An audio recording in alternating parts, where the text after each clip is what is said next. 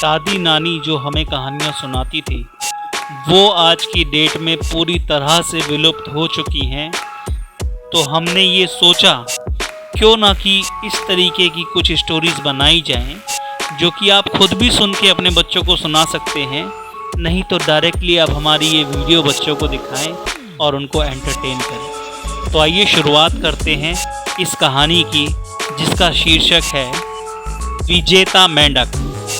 बहुत समय पहले की बात है, एक सरोवर में बहुत सारे मेंढक रहते थे। सरोवर के बीचों बीच एक बहुत पुराना धातु का खंभा भी लगा हुआ था जिसे उस सरोवर को बनवाने वाले राजा ने लगवाया था।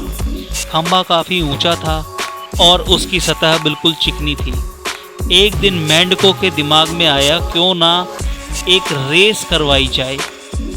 रेस में भाग लेने वाले प्रतियोगिताओं को खंभे पर चढ़ना होगा और जो सबसे पहले सबसे ऊपर पहुंच जाएगा वही विजेता माना जाएगा। रेस का दिन आ पहुंचा। चारों ओर बहुत भीड़ थी। आसपास के इलाकों से भी कई मेंढक इस रेस में हिस्सा लेने पहुंचे। माहौल में सरगर्मी थी। इस हर तरफ शोर ही शोर था। रेस शुरू हुई लेकिन खंभे को देखकर भीड़ में एकत्र हुए किसी भी मेंढक को ये यकीन नहीं हुआ कि कोई मेंढक ऊपर तक पहुंच पाएगा। हर तरफ यही सुनाई दे रहा था, अरे ये बहुत कठिन है,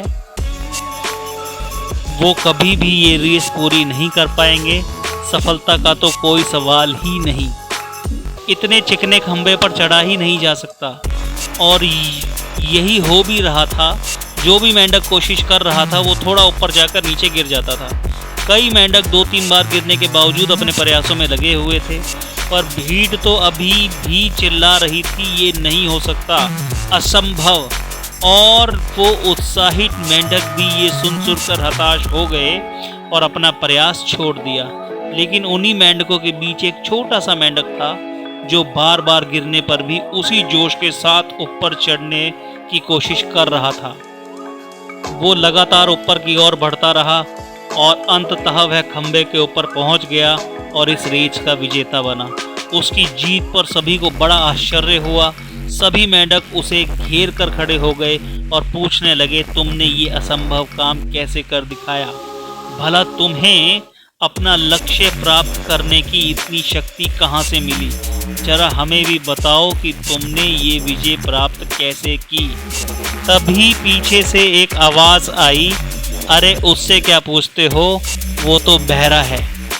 दोस्तों, हमारे अंदर अपना लक्ष्य प्राप्त करने की काबिलियत होती है, पर हम अपने चारों तरफ मौजूद नकारात्मकता की वजह से खुद को कम आंक बैठते हैं और हमने जो बड़े बड़े सपने देखे होते हैं उन्हें पूरा करने की कोशिश भी नहीं करते।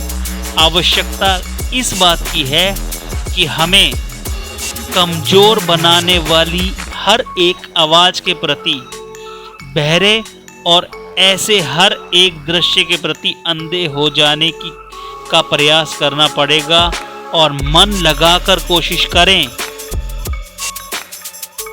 तो हमें सफलता के शिखर तक पहुंचने से इस संसार में कोई भी ताकत नहीं रोक सकती। कहने का तात्पर्य ये है कि दूसरों की सुनना बंद करो, बहरे हो जाओ, मत सुनो, क्योंकि आज अगर आप सफल नहीं हो वो लोग आपको धुतकार रहे हैं, लेकिन जिस दिन आप सफल हो जाओगे तो उस समय आपकी जिन बातों की वो आज आलोचना कर रहे हैं इन्हीं की प्रशंसा करके अपने घर में बताएंगे कि इसकी तरह करो, कि इसने लोगों की नहीं सुनी और अपने हिसाब से कार्य किया।